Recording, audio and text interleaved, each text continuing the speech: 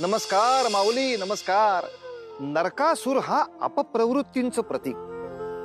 त्याचा संहार करून श्रीकृष्णांनी विजय प्राप्त केला. तसंच आपण सुद्धा आपल्यामधल्या वाईट वृत्तींचा त्याग करून चांगल्याचा स्वीकार करावा आणि मग मंगल आयुष्याला प्रारंभ करावा.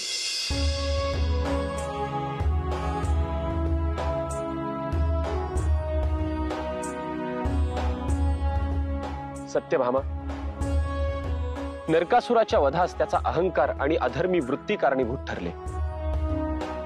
परंतु या युद्धामध्ये तुझे जे सहकार्य लाभले त्याचमुळे विजय प्राप्त करणे सहज शक्य झाले. स्वामी, माझे हे भाग्य आहे की आपल्या या महत् कार्यात मला खारीचा वाटा मिळाला. हे भाग्य देखील आपल्यापैकी इतर कुठल्याही पत्नीच्या नशिबी नाही. भामे, तुम्ही स्त्रिया नेमकं कोणत्या गोष्टीत आनंद शोधाल याचा काहीही नेम नाही. सत्यभामा, आमच्या मनी एक योजना आली आहे. आता आपण कोसल देशाकडे प्रस्थान करूया. त्यानंतर अमरनाथ येथील पवित्र शिवलिंगाचे दर्शन घेऊया आणि त्यानंतर द्वारकेकडे कूच करूया. कशी काय वाटली योजना? स्वामी, आपली आज्ञा शिरसावंद्य आहे.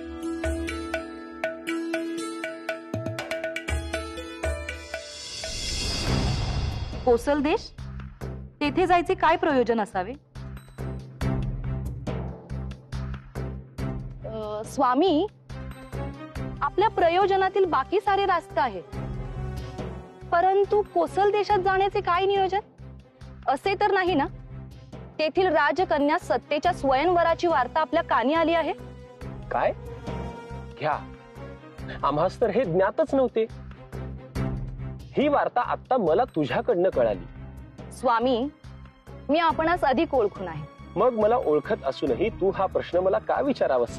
अगोदरच आपण आपल्या जीवनात 4 राण्या आणल्या आहेत. मला खेद याचा वाटतो की माझ्या वाट्याला आपला अंश किती न्यून येतो आणि त्यात अजून एक राणी अर्धांगिनी म्हणून आणू पाहत असाल तर माझ्यापासून अधिकच दूर जात आहात आपण.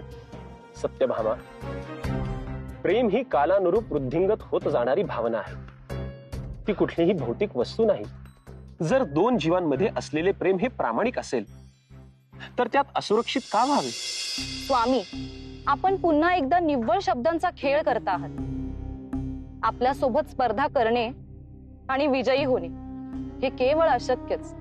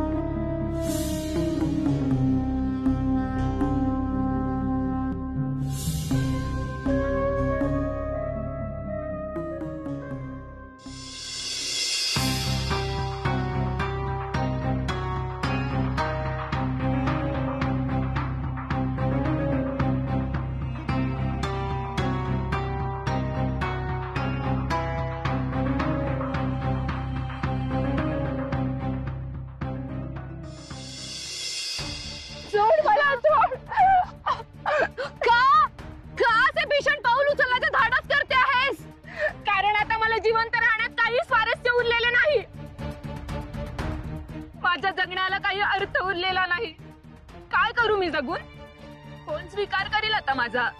ऐक, आपल्या आयुष्यातील प्रत्येक क्षणाला आकार देणे हे आपल्या हाती असते.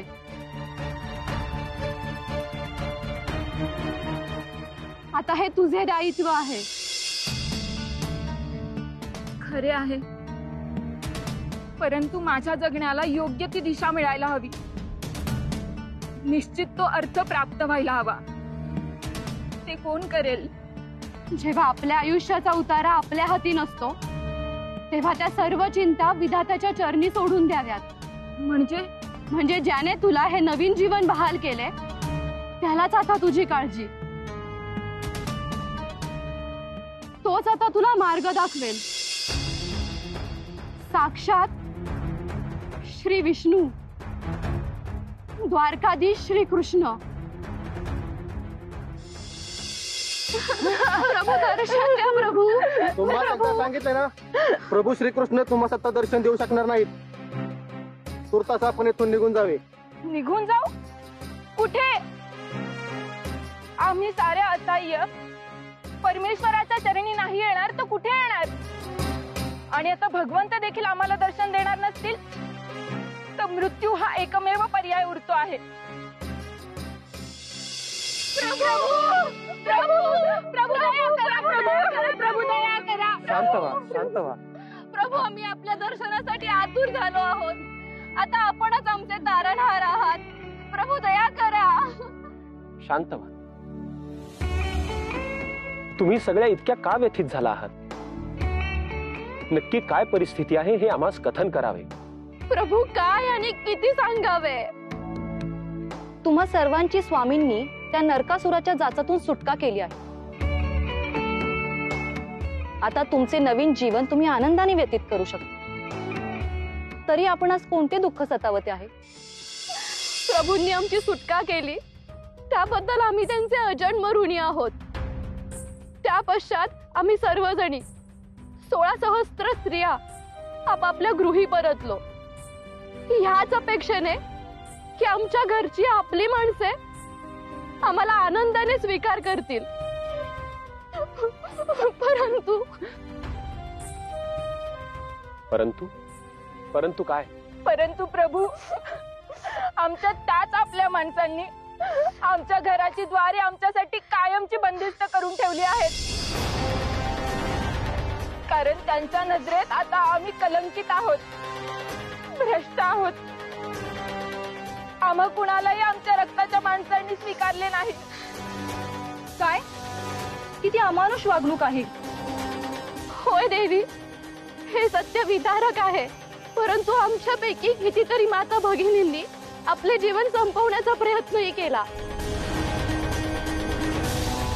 या मुक्त आयुष्यापेक्षा बंदिवासातील यातना अधिक सुखावह होत्या. परंतु आता ते देखील नशिबी नाही. प्रभू, जर आता साऱ्या सृष्टीनेच आम्हाला नाकारले तर आम्ही जावे तरी कुठे?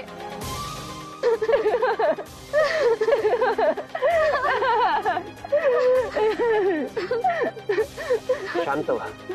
तुम्हा सर्वांवर आलेली ही परिस्थिती निश्चितच चिंती आहे. पण त्यातून तुम्हाला सुखरूप बाहेर काढणे हे सुद्धा आमचेच दायित्व आहे.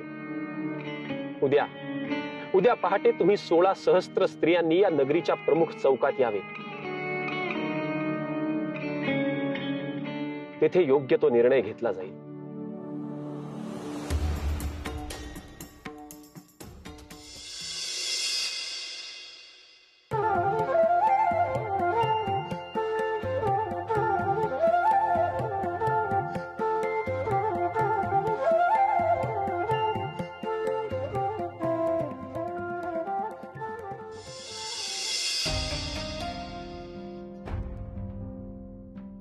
सत्यभामा, तुझ्या येण्याने हा आसमंत किती बहरून गेला आहे. माझे नेत्र जरी बंद असले तरी तुझा सहवास मला जाणवतो आहे. आपण जर खरंच मला मनापासून आपले मानत असाल तर तुमच्या मनात नक्की काय चालले आहे हे स्पष्टपणे सांगा स्वामी. हाच प्रश्न मी तुला विचारणार होतो भामे, की मी नक्की करायला तरी काय हवे. माझा सामान्य जीव स्वामी, माझ्या मतीला काय सुचणार? परंतु म्हणून काय त्या 16 सहस्त्र स्त्रियांना निराधार सोडून द्यावे हे इष्ट तर नाही ना भामे? हेच ह्याचेच आश्चर्य वाटते. तुम्ही असे का बोललात? आपले रक्षण करणे, आपल्याला आधार देणे हे देखील तुमचेच दायित्व आहे. त्या निर्दयी नरकासुराच्या तावडीतून त्यांना सोडवले हेच आपले अंतिम ध्येय नसावे? ये बस.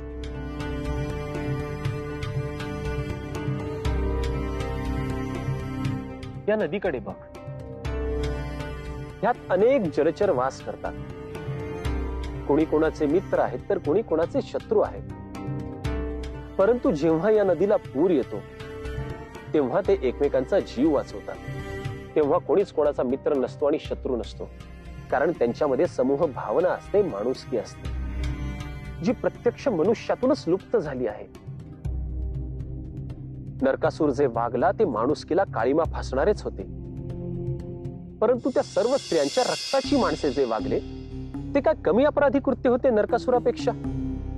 हा समाज त्यांना कलंकित मानतो, दूषित मानतो,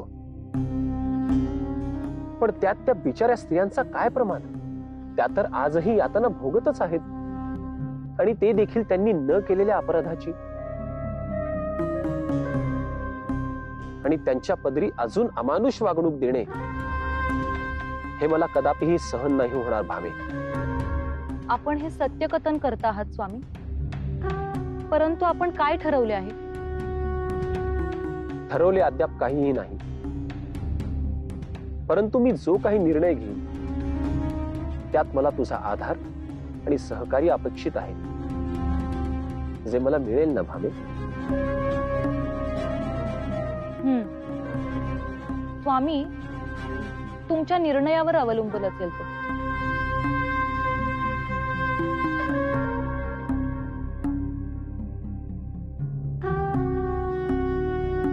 भामे, आता तुझ्या जागी जर रुक्मिणी असती ना, तर हा प्रश्न उपस्थितच झाला नसता. तिने न मागता मला आधार दिला असता आणि हसत हसत माझ्या निर्णयाचे स्वागतही केले असते. आले लक्षात. अखेर तुम्हाच जे योग्य वाटते तेच करणार आहात आपण.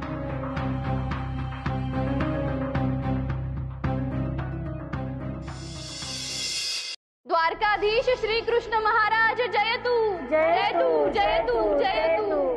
द्वारकाधीश श्री कृष्ण महाराज जय तू, जय तू, जय तू. द्वारकाधीश श्री कृष्ण महाराज जय तू, जय तू, जय तू, जय तू. द्वारकाधीश श्री कृष्ण महाराज जय तू, जय तू, जय तू, जय तू.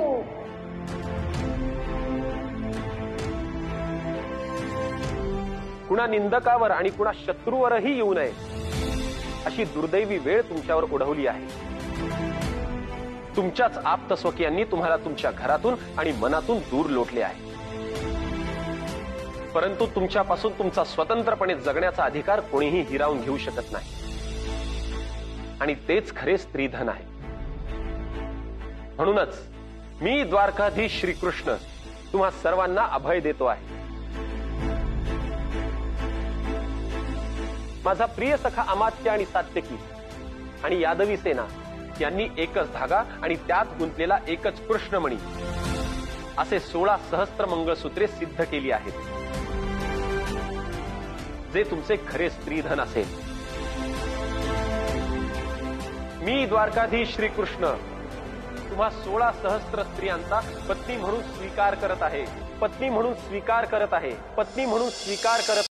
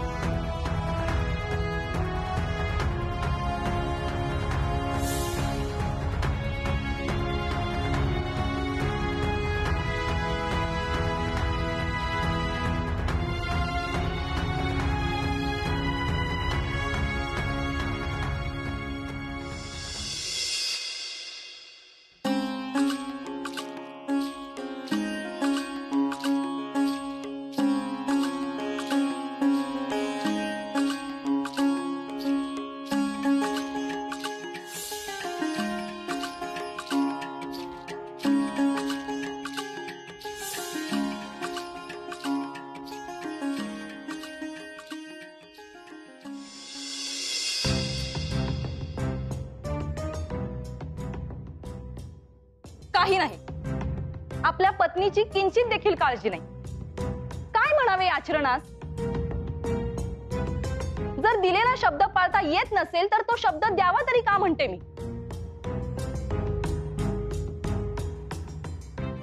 इथे जग मला किती भाग्यवान समजते. मी साक्षात श्रीकृष्ण यांची पत्नी. इथे येऊन तर बघावे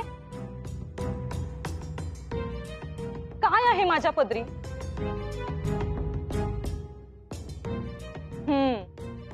निश्चितच रुक्मिणी ताईंकडेच गेले असावेत स्वामी. कारण एकदा का तेथे गेले की संपूर्ण विश्वाचा जणू विसरच पडतो त्यांना. नाही नाही.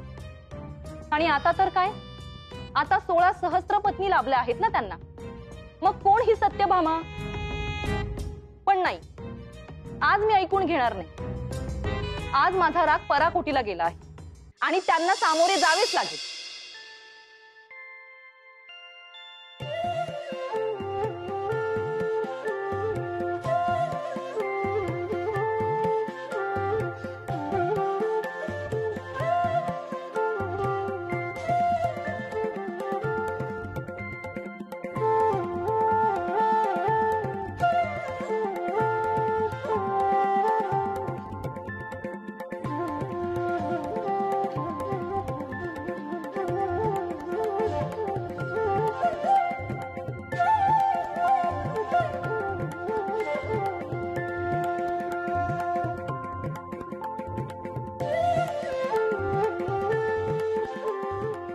मी कितीही क्रोधात असले तरीही श्रींना असे पाहतात हा क्रोध दूर पळून जातो आणि आपसूक प्रेम वाढते.